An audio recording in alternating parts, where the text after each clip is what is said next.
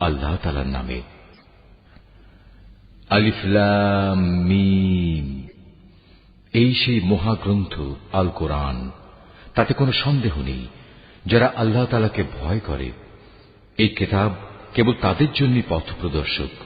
যারা না দেখে আল্লাহ তাআলাকে বিশ্বাস করে, যারা নামাজ প্রতিষ্ঠা করে, তাদের আমি যা কিছু দান করেছি তারা তা থেকে আমারই নির্দেশিত পথে ব্যয় করে।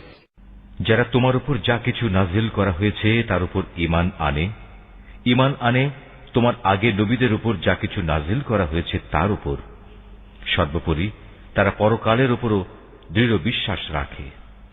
সত্যিকার অর্থে এ লোকগুলোই তাদের মালিকের দেখানো সঠিক পথের উপর রয়েছে এবং এরাই হচ্ছে সফলকাম। যারা এ বিষয়গুলো অস্বীকার করে তাদের তুমি পরকালের কথা বলে সাবধান করো আর না করো, কার্যত উভয়টাই তাদের জন্য সমান কথা।